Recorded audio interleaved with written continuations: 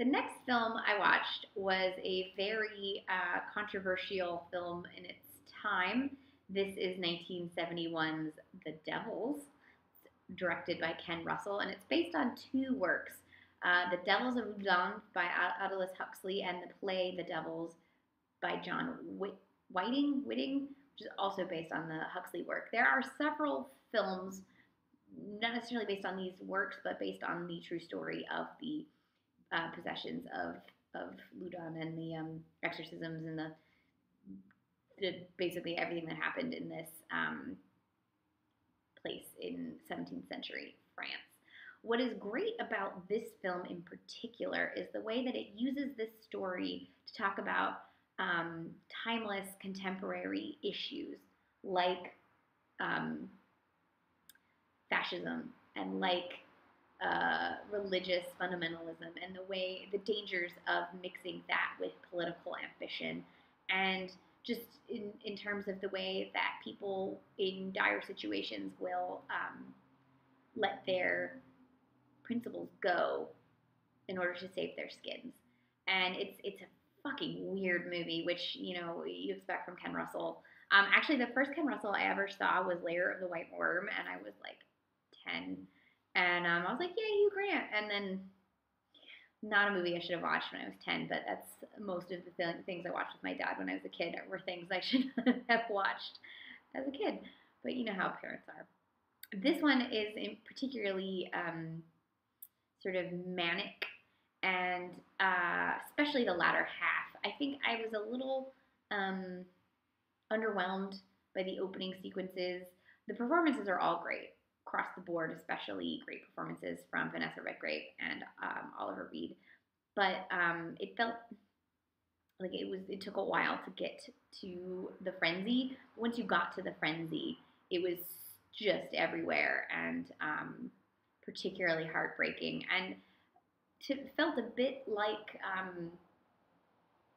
the film version of The Crucible took a lot of cues from this. Obviously, the play The Crucible had already come out, and I don't know, perhaps the stage structure was very similar, and maybe Russell was inspired by that. I don't know. I do know that there were several moments with Reed that felt similar to Daniel Day-Lewis's performance and blocking in the film version of The Crucible. So, are they connected? I don't know. The Devils has a very long and windy history. It was banned in a lot of places. It was edited. There's not an original cut available in the United States, pretty much. This was the edited cut. It cut out some masturbation and some other things. It was a box office disappointment. It's a critical, for the most part, critical, especially now, critically beloved film. Although Roger Ebert apparently gave it 0 stars. I gotta find that review. I like reading his mad reviews. I don't often agree with the mad ones. I usually agree with the films that he likes, but I very rarely agree with the films that he disliked. He didn't like Blue Velvet. As someone who grew up in the church, not the Catholic Church, I grew up in the Episcopal Church, but not someone who's very religious. I've studied the Bible. I have studied it as literature. I've studied it as religious text. I was confirmed. All of this. I find people's what's the word I'm looking for? Protection. Protection is not quite the right word. Reverence for the church, bizarre, and a film like this that is critical of not just the church, but just state in general, and critical of putting too much faith in any one thing is important. And I think, what am I trying to say? I think people get really antsy when you mix sex with religion, but it's sort of preposterous to think that there was never sex with any religion. And so it's not really blasphemous. I don't see it as blasphemous, but I guess I can see how it could be considered blasphemous. I think it's just truth. I liked this film a lot. It's all over the place in a good way. Very horny movie. Oliver Reed is a beast of a man in this movie, and you start out he's kind of awful, but then he makes some really valid points about Reformation in the church and the way in which redistribution of power is not always a great thing.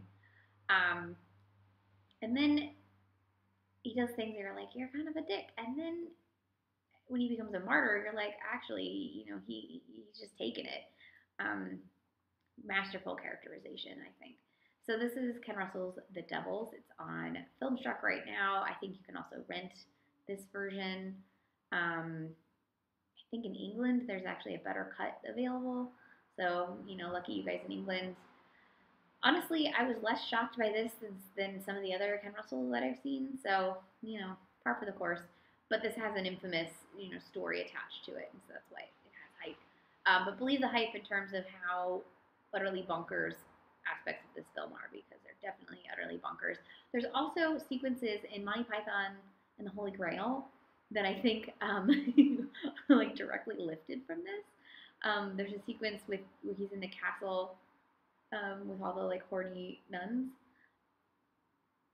directly from this movie. No one's gonna convince me otherwise. That movie came a couple years later. Now I kind of want to do a double feature of Monty Python and the Holy Grail and the Devils. That would be good. That would be a good double feature. So this is The Devils, Ken Russell, 1971. Check it out. Maybe you'll find it blasphemous. I don't know. Maybe I'm a heathen and I'm going to hell. Who knows? Have a good day.